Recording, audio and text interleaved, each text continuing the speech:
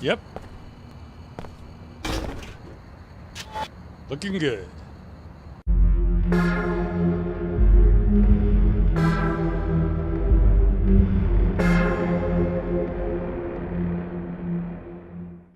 Welcome back to the Game Dungeon.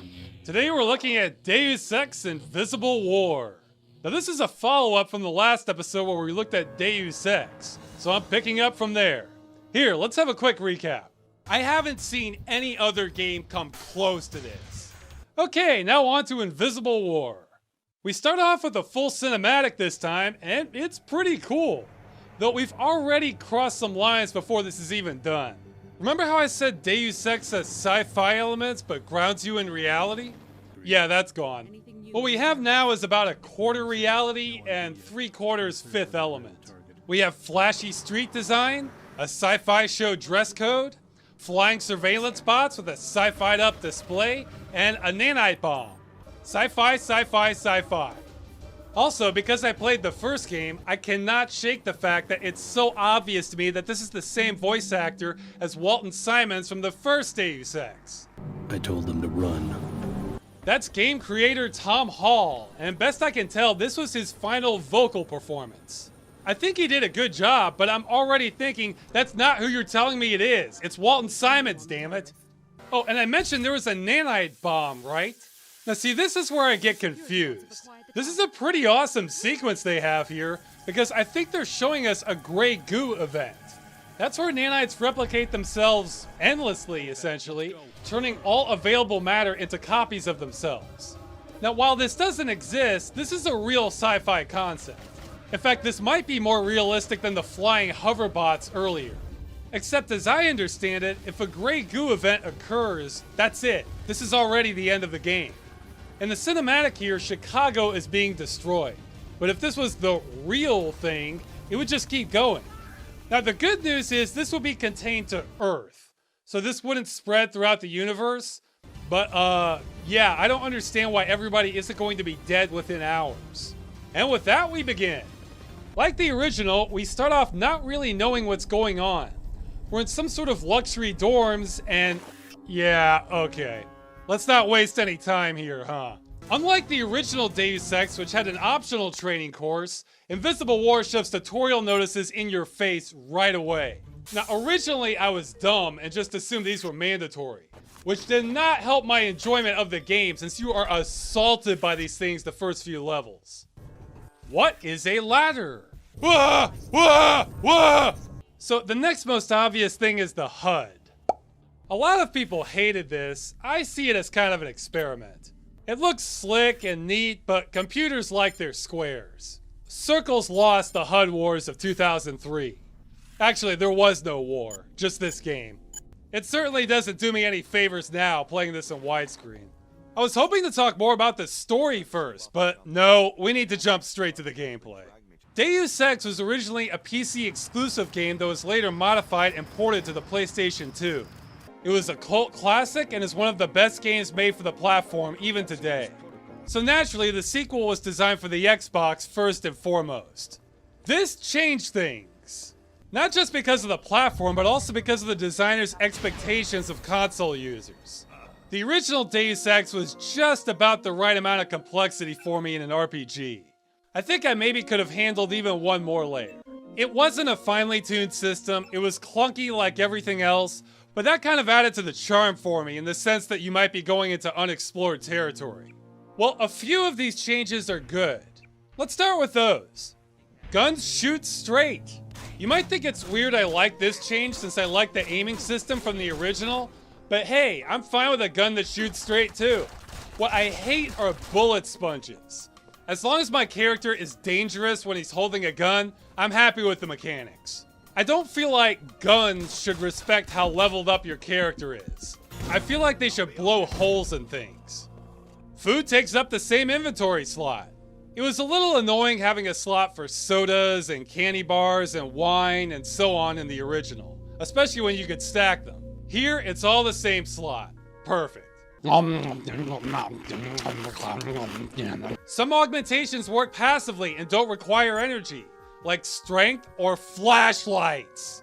Now this game loves its teal and will bathe the screen in it whenever it gets a chance, but whatever. Now we have a flashlight that works. So yeah, there's some good changes in here. Yeah. The bad change list is a little longer. First, the cool grid inventory system is gone. Now you have 12 slots, the end. I like the grid system. It reminded me of waffles. No area-based damage. I used to be able to break my legs and keep on crawling. Now it's a simple health bar. They're taking the fun out of being a cyborg. No skills. My character has no skill, literally. He spent all his skill points on his hair. So that's another layer of complexity removed, which means less specialization and less perks as you progress through the game. That's kind of lame for what's also an RPG. And speaking of perks, within half an hour of playing, you get 4 upgrade canisters in the game right away. To put this in perspective, this wouldn't happen in the original game until you're maybe a quarter of the way through, some 6 hours or so. It meant you got excited when you found one because it was a big deal. Nah, screw that. You haven't eaten dinner yet, but here's all your candy right now. Chunky text. I think this one actually affected the quality of the writing to the game. Now, longer doesn't always mean better, but Deus Ex made pretty good use of its length. I mean, this is the game that was quoting Thomas Paine and debating the role of mankind in civilization and the function of God. But now, this is the maximum amount of text you can have on the screen before having to scroll. How does this not encourage shorter writing? I haven't analyzed it, but I think this shortened a lot of conversations too. I would estimate maybe 15-20%. This is Deus Ex Twitter edition. For a game that had a strong narrative, this is not cool at all. Simpler lockpicking. In the original, you used lockpicks for conventional locks and wireless hacking tools for decrypting electronic locks, and a skill system related to each. This made you think more about how you wanted to infiltrate an area. In Invisible War, you use magic wands to cast spells of unlocking, like in Harry Potter. Universal ammo. I'm sure gun enthusiasts will love this one. No longer do we need shells for our shotgun, or 30-06 rounds for our sniper rifle, or even missiles for our rocket launcher. No, now it's all one happy ammo resource. In the original, you would usually find ammo where it made sense. So private mercenaries and military were more likely to have submachine guns, whereas regular police would have pistols. Not only is universal ammo taking us farther away from the realism, it's almost beyond science fiction, getting into the realm of fantasy. The only explanation I can think of would be these contain nanites which would build your rounds on the fly. But if we have that kind of technology, we could build anything. It would be like having replicators from Star Trek. That would change the face of the entire world, not just make your guns easier to load. The closest thing I've seen to universal ammo was in a science fiction show where this guy built a gun with a constricting barrel that would adjust itself to the size of the round. So yeah, if you're cool with firing one bullet at a time between reloads and having questionable accuracy, I could at least see that happening conceptually. Oh, and speaking of reloading, the game got rid of that too. Your gun just fires forever until you run out of universal ammo. If we're going this route, why not just make them shoot lasers while you're at it? Oh. And I saved what's maybe the worst for last. Because this was designed for the Xbox, which had 64 megs of RAM, and because they were trying to push the graphics as hard as they could, this came at the cost of map size. The memory just wasn't there for it. The graphics were simple, but Deus Ex had all of Liberty Island. It had large air terminals. See that crane off in the distance? You get to walk and climb all the way over there. In Invisible War, we get our globe-trotting missions again, but now every single level is either claustrophobic or else shrouded in fog. This changes the feel of the whole game in a bad way. Now, if I was playing a game in a giant spaceship or a mining shaft, this would be fine. But these are cities I'm supposed to be exploring. Here, look at the hub area for New York in the original. That's a decently sized area before I run into a level load. Now let's compare that to Seattle here. Level load, alley. Level load, coffee shop. Level load, yeah, that's it. We've seen downtown Seattle now. It's a wondrous alley of a city. This kneecapped the game. Honestly, this is a trend that has persisted a really long time in the game industry, and I hate it. See, big game developers need the shiniest graphics possible so they have screenshots they can show off. But they're overreaching, because then on a console, they have finite resources they can devote to everything else farther away. One of my favorite examples of this is Far Cry 3. At E3, they showed off a lush jungle, had great atmosphere. Then the actual game comes out and they've removed half the foliage. This totally changes the atmosphere of the game. I'd rather they just drop the polygon count in half and give me my damn jungle. Now, I know I'm the minority, but I'd rather have Deus Ex 1 graphics if it means I could have more fleshed out worlds. But they can't do that because they need their shiny screenshots. I get sick of this front loading. It's happening less now since we have more power, but it's been slow to die. Big games almost never want to compromise on visual quality so that they can have more consistent worlds. Invisible War is one of the most extreme examples of this sort of thing. This game was simplified and dumbed down in the name of consoles. Individually, most of these changes are tolerable, but altogether, they come across as an absolute shock compared to the first Deus Ex. The irony is that the core gameplay is still there. It's like you're expecting an intricate Lego set and instead get a box of Duplos. You can't even argue they're not functional. They do indeed stack on top of each other. That's really where Invisible War is taking us. This even shows up on the box covers. The original Deus Ex had a cool cover. To me, looking up at the light says the character is going to encounter some new knowledge or maybe aliens. There's a cityscape and helicopters in the background, so it makes me expect some sort of story or adventure. Now how about Invisible War? Oh yeah, in the future I'ma bust a cap in your ass, yo. Then I'ma go gel my hair. And on that note, let's take a look at the story. This game takes place 20 years after Deus Ex. The original had 3 endings that were all weakly portrayed. You could either blow up the internet, merge with a sentient AI, or else let the Illuminati take over. Well, Invisible War was afraid to commit, so they decided, let's do all 3. JC merged with the AI, which caused the internet to blow up, which sent us all into a period of darkness, then the Illuminati took over. I'm not impressed by this. I feel like if you make a sequel to a game with multiple endings, you should just pick the one you want. The Orcs won in Warcraft 1. Liu Kang won the tournament in Mortal Kombat. But whatever, here we are. Even this doesn't hold up to scrutiny. This was actually an issue I had with the original story. In Deus Ex, the internet is completely centralized and flows through Area 51. So by blowing that up, we're plunged into a mini Dark Ages. Well, the internet isn't a centralized thing. Blowing up Area 51 isn't going to destroy Google. You can quote me on that. But even if it did, in Deus Ex, centralization was a recent change.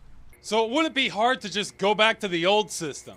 The internet is so important now, we would adapt quickly. If we blew up every core router for the internet today, we would have major areas back up in a couple of days, most of the world back up in a few months. The Tracer Tong ending simply wouldn't happen. Although, you know what would send us into an electronic apocalypse? The sun. A solar storm with an intense EMP field could hit the Earth and almost did back in 2012 and was severely underreported by the media. If that happened, it would have knocked out our satellites, most of the power grid, electronics, and easily taken years to recover from. The world would be turned upside down. Now, of course, humanity would keep going without electricity or electronics, but we depend on them so much now, there's no telling how many people would die in the process. But realism is not this game's strong suit. Everything is more simplified. The subtlety of the characters is gone. They're mostly one-dimensional now. Your interactions feel much more game-like now, too. Like how this guy is talking with a customer about how he doesn't like the coffee shop competition, then just flat out turns to me and says I should go firebomb the store because he'll pay me. He knows nothing about me except that I've gone to a quasi-military academy. Lucky for him, I'm not a plainclothes police officer. I also like how he has these glazed eyes so that he looks like kind of a psychopath as he's saying this to me. It's all a little odd. This is Upper Seattle, which is built in the sky above regular Seattle and is connected by a gigantic inclinator. This place looks pretty fancy, and we have patrolling hoverbots with machine guns and some security standing by. Yet we seem to be overrun by crime, as a local gang has killed a ticket attendant and taken over the station, and another gang is just hanging out in an alley here. These guys try to mug you, and since you're playing a cybernetic badass, I have to wonder if anyone has ever actually picked the "don't hurt me, here's 100 credits" option. It just doesn't seem possible. You picked the wrong person to mug, punk. So it's weird seeing an upper scale district with heavy security right next to gang members, but it is short-lived. Even the toughest gangs still don't like getting shot up by military hover robots. I guess this is a natural selection thing. But back to the simplification, everything tends to flow along simple factions. In the future, all commerce is handled by the World Trade Organization. Okay? All major religions have faded away, and instead have merged into one religion, the Order.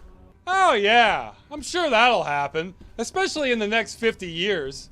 Unifying the world's religions is a difficult enterprise. You know, all these one world order groups are even less believable if a world blackout had occurred, because that would mean less globalization and more local groups emerging. Anyway, even among the Order, there are Templar extremists who think biomodifications are an abomination against God, and everyone using them must be destroyed. And on the flip side, we have the Omar, who are utterly devoted to biomodification and trying to accelerate their own evolution. They also share a collective consciousness. Sure, why not? That's about as realistic as everything else. These guys also sell unsanctioned black market biomods, which I thought was an awesome game concept. I think they should have made these more powerful, but have bad side effects. Or maybe change your appearance to make you more scary looking and hurt character interactions. But all it actually means is you have a red icon instead of blue. I kind of have to judge this game by different standards than the original, because we're so detached from reality by now, it's not giving me a Deus Ex feel anymore. Yeah, that's right. Step into the teleporter. This actually reminds me of an episode of Star Trek. Not the ones where they find some anomaly in space, but the ones where they land on some planet where the people there are mostly like us, except they have an exotic society and value systems that they have to figure out. So by Star Trek episode standards, I'd say the story and writing actually isn't that bad. Even pretty good by game writing standards. Even though it's shortened, a lot of the dialogue still has a good feel to it. You know my name. I better know a lot more than that if my code is going to be regulating protein synthesis in the cells of your body. It's still mostly pulp situations you see in a lot of RPGs, but it's above average. Why so hostile? I'm not evil. I think that may be the best performance I've ever heard of someone saying they're not evil. Let's look at the music. Deus Ex had some damn fine music. Sure, it sounded a little clunky in spots, but it has just beautiful themes in it. In Invisible War, almost everything is just sort of pleasant, faded ambient music. It's almost like someone is practicing a better song a couple rooms away and you're recording that. I think this music is generally nice and is the sort of thing I would want to hear if I was playing a game where I'm flying a ship in deep space, but I also think it's clearly a downgrade to what came before it. It's very peaceful though. It's so relaxing breaking into this executive's apartment while he's away and pillaging everything he owns. This is actually a trend I've noticed where more modern games seem afraid to have an unconventional or more expressive soundtrack. This is a generalization, of course, but it's like almost every game with a big budget wants a generic symphony orchestra or ambivalent electronic music like this, rather than go for something more memorable. Nowadays, you usually have to go to smaller games before you find more creative music. This game did introduce me to the band Kidney Thieves, however, which I kind of dig. They present their music as pop star music from the future. We can only hope. Now, I've been saying a lot of negative things about this game, but there is one aspect about Invisible War that I think far and away surpasses the original, and is the number one thing I missed from playing Deus Ex 1. Ragdoll physics. The first game to use ragdoll physics was apparently Trespasser from '98, but I don't think we saw a second game using it until years later. Well, Invisible War was one of the earlier ones, and by God did they make good use of it. It's lost a little of the novelty nowadays, but seeing enemies slump over realistically is such a bonus. I think it's one of the best technological developments for first-person shooters. And Invisible War takes that to new heights because you can of course pick up the bodies and move them. I can't even explain why, but I became obsessed with stuffing bodies into dumpsters. Even now, it's so satisfying to just fling somebody over a railing. This also became a great incentive to get the strength upgrade in the game. Then you can really fling those suckers around. Yeah, in you go. I love games that involve you hiding bodies from the authorities and watching people freak out if they see you. I would love to see more games where you're secretly disposing of bodies and trying to stay cool in the meantime. Hello, officer. Quiet night tonight, isn't it? Not many people on the street. This is the one aspect of the original Deus Ex that's rough for me to go back to. And back to negative things. While I'm talking about Deus Ex, I'd like to mention that at no point does Deus Ex give me Uncanny Valley feelings. They look like action figures or something. It's dated, but it works, at least in my mind. Invisible War isn't quite as lucky. While I like the intense psycho look some NPCs have, the main character seems to have less detail than everyone else. Look, her eyes are actually modeled, mine are just a texture. Why would you have less detail on the character that's going to be in almost every conversation? It looks even worse if you play as a woman instead of a man. Her eyes seem to be not quite aligned. I can't get a reading on this face at all. If the idea was to make her look like she's capable of killing people, then mission accomplished. This is a game of people talking normally and looking like psychopaths. Which actually isn't such a bad concept, but I don't think that was the intent here. Now this game doesn't have any total conversions like Deus Ex, but I should at least give a mention to Project Snowblind, which was originally meant to be an action-oriented companion game to Invisible War here. That plan fell through, so they just kept the game as is and changed one or two things around so it's technically not in the Deus Ex world anymore. I tried playing this, but it felt painfully average to me. But that's the risk of playing games nowadays. You have so many choices now, it's really easy to get picky. In any event, I think an action-oriented game with Deus Ex Tactics is a good idea, but this game didn't convince me it was the chosen one. Okay, let's wrap up the story. You have a similar plot complexity as the last game, although it's easier to follow. It's mostly just the main factions wanting you to do chores for them and bickering between each other the whole time. You eventually find JC Denton trapped in his ice sanctuary, because I guess there's a Superman metaphor here.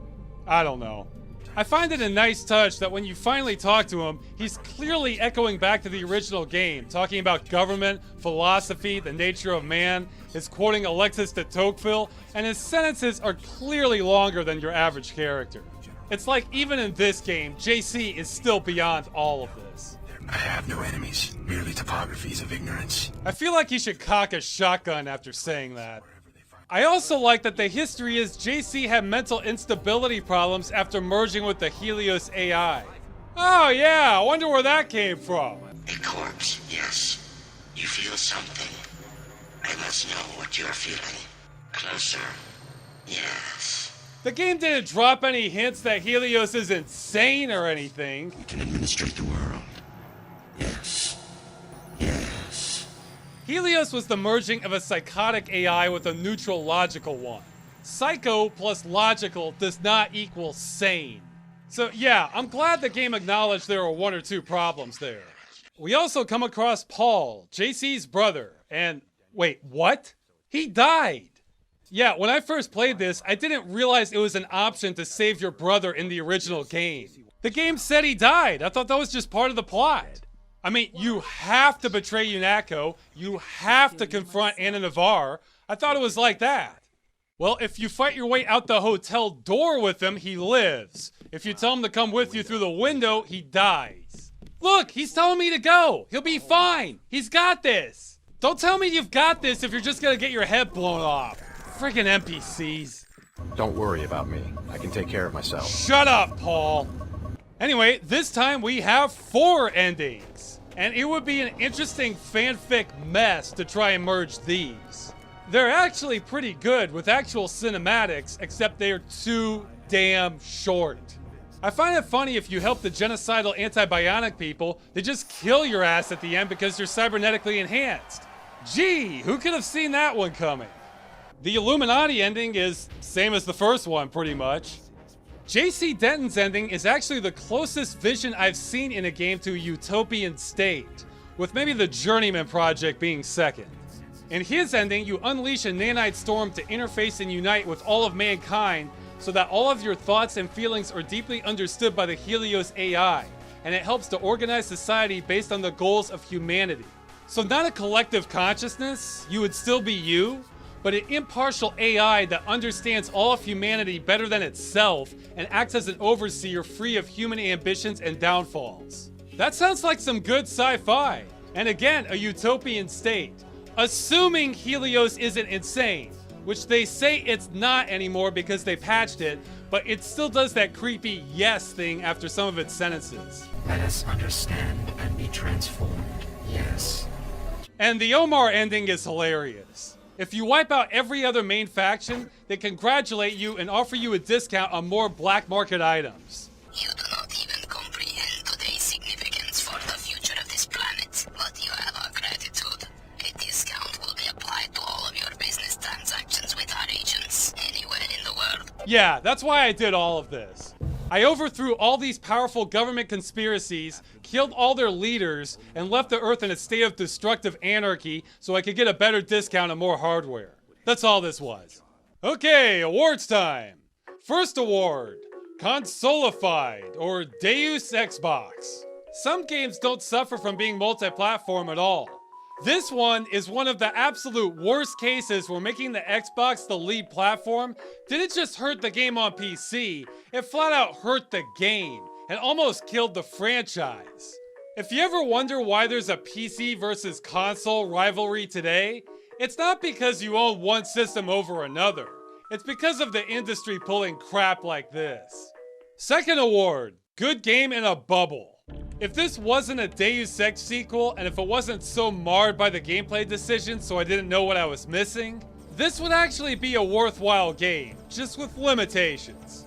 I mean, if you're a Deus Ex fan, this game is a slap in the face. But I'm not so biased I can't see there was some quality buried in here also. At least I think. The game utterly destroyed my expectations right from the beginning, so discovering the entire thing actually wasn't complete garbage may have made me look a little more favorably on it.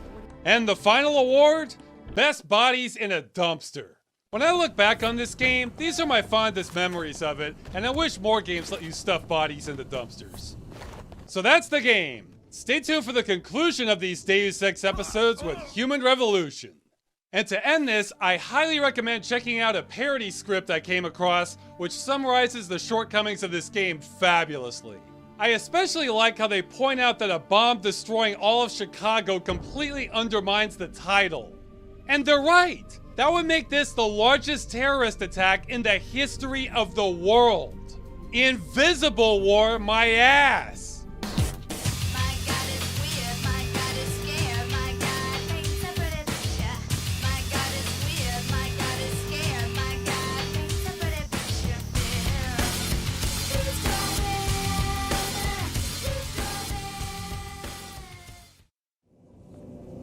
This is a security alert. We have information on a possible external threat to this campus. As always, discuss your work with no one outside the company. Communicate electronically only on the Mako network. And starting now, no visitors. Our automated systems won't care whether it's a suicide bomber or your grandma. Be safe. Now let's make a great weapon. Pep talk of the year.